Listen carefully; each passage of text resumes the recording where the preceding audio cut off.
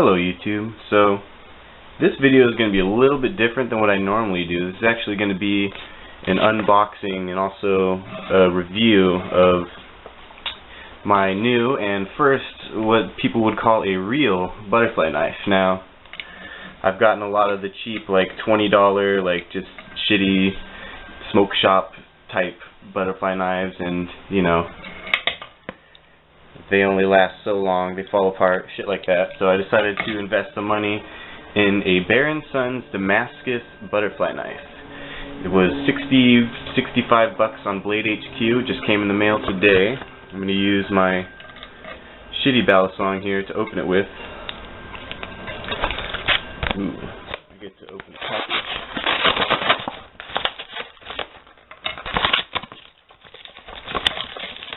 Oh, look at that.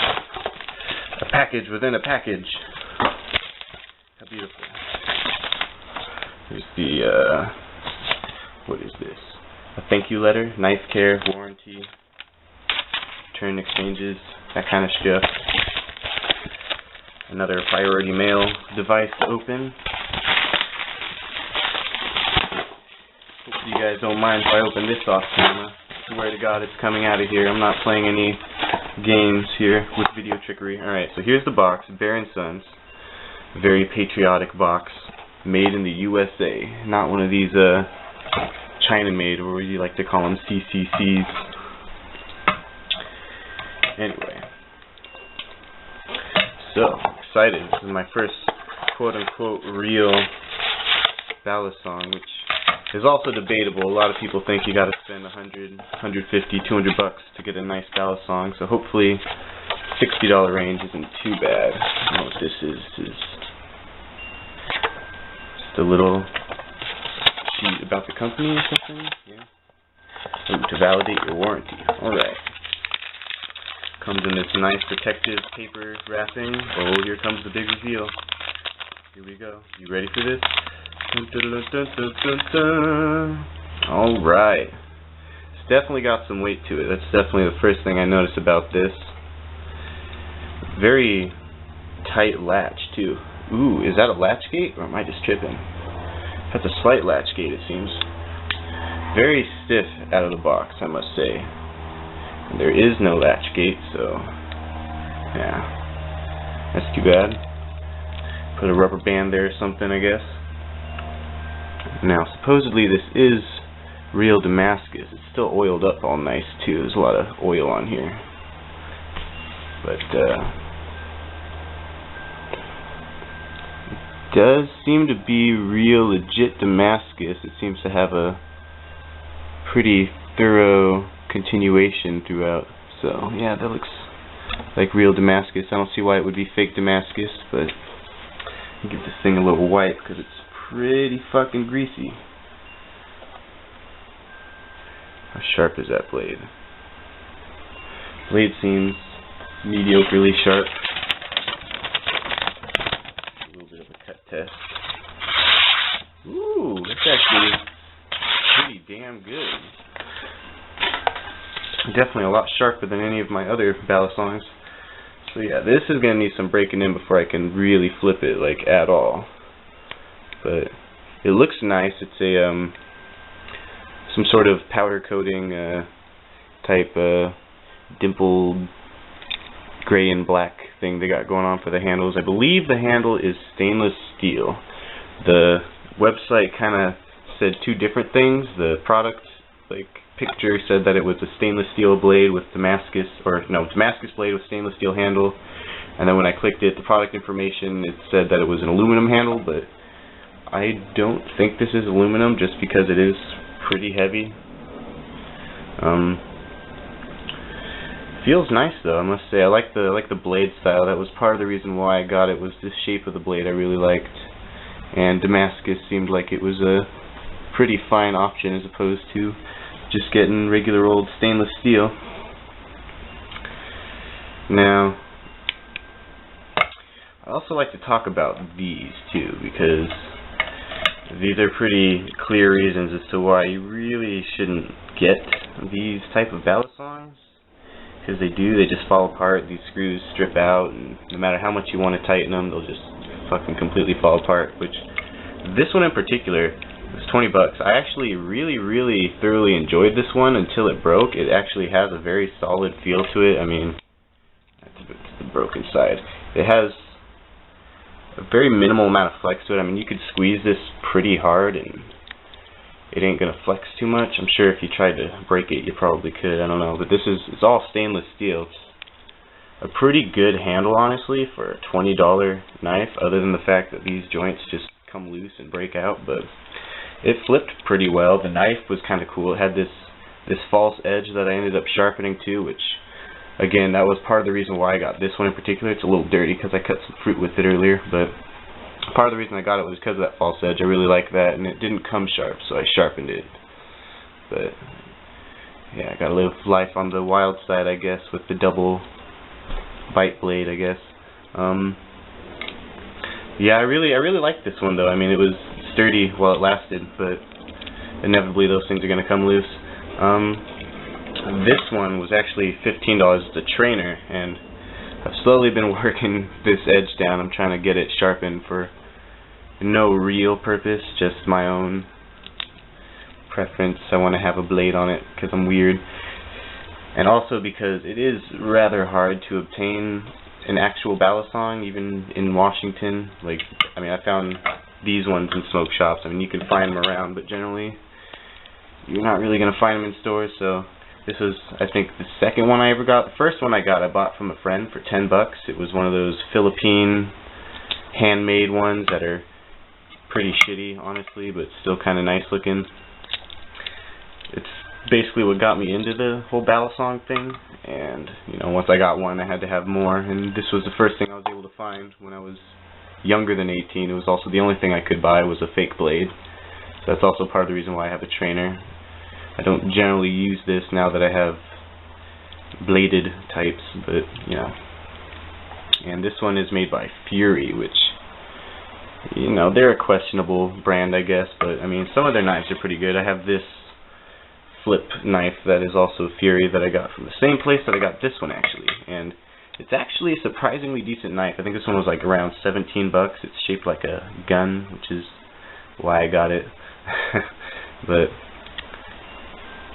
I mean, it doesn't really keep an edge too well, but I mean, you can get it pretty sharp. It's pretty high quality. It doesn't have any blade give this way. It locking mechanism locks pretty much perfectly. You can bump the camera there a little bit. You can bump the camera with it, but if you flip it open, it snaps perfectly. I mean, I've done some what do you call it, spine checks with it. It doesn't really seem to move at all, no matter how much you hit it.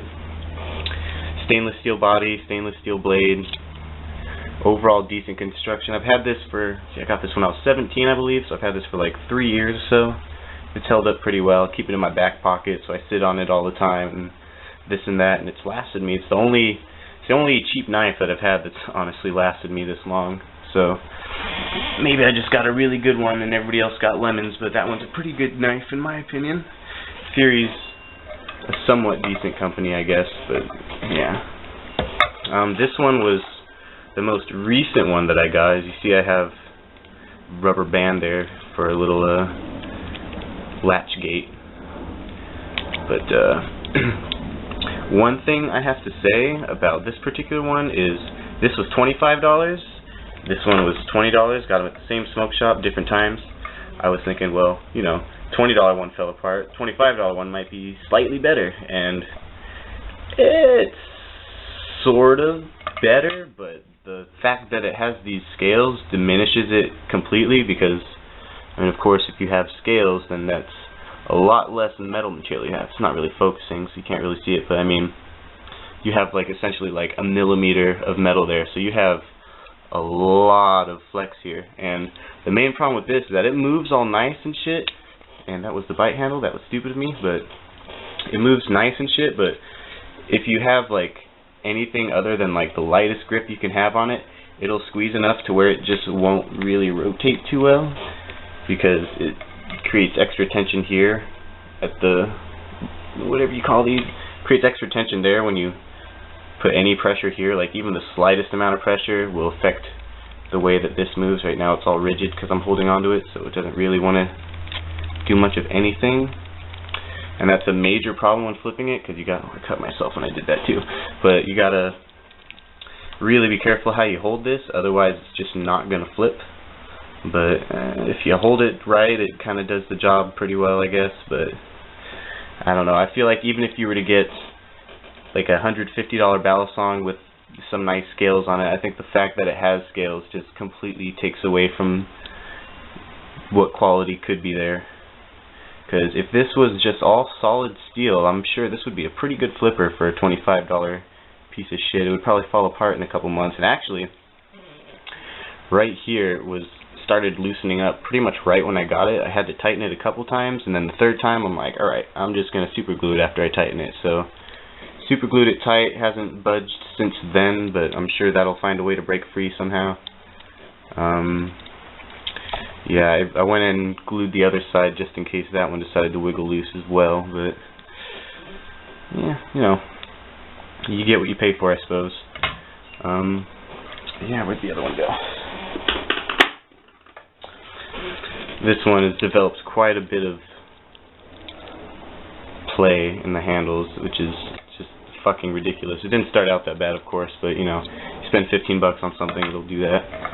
In fact, let's look at the play on this. I'm sure you guys want to see more of this, since this is kind of what the whole purpose was. It seems to have a pretty decent amount of play. Sorry, I keep moving that off camera. Not too bad. Definitely going to need to move this around. I would do a lot more flipping in front of the camera, but I'm in a really weird setup here. So yeah, that's the Bear and Sons Damascus butterfly knife. They also have the tanto blade design, which I didn't really like too much. I think it looks weird with balisongs, to be completely honest. I really like tanto style blades, but I just don't see it very fittingly with butterfly knives. I don't know, it just seems off. So yeah, I will maybe post another review on this once I flip it a bit, get it a little bit worked in. But oh yeah, another thing here, it's rivets. I think they're just steel rivets, not really sure. Yeah, it looks like steel. It's riveted, it's not screwed on, so hopefully those shouldn't be moving anywhere really. It's got some sort of insignia on it. It says Bear and Sons. You definitely can't see that. It's not going to focus, but it says something Alabama. I can't really read it. USA 2015. Ooh, it has a date on it too. A lot of people like it when there's dates on there, so you can know when it was crafted. And this says 2015, so that's cool. It has a date on it. That's always nice. But yeah, very, very sturdy design. Feels like a real balisong should, I suppose. Definitely feels a lot better than this does. It feels like almost like plastic just because of this. I'm pretty sure this is just plastic. I doubt that's any sort of real pearl, but it just has a really cheap plasticky feel to it. Even the metal almost feels plasticky. It's just cheap. I mean, you could sometimes find pretty good shit for 20 bucks, but it'll probably fall apart. I probably could have saved this one if I would have super glued all the little screws and shit down, but you know, why not spend 60 bucks and get a half decent one? Which this is actually the only knife that I've spent more than 25-30 bucks on, so I'm excited to see what it's like to have a quote-unquote real knife. But anyway, I have dragged this on long enough. Yeah, thanks for watching. I will probably be back with a follow-up on this video. Yeah, thanks for watching.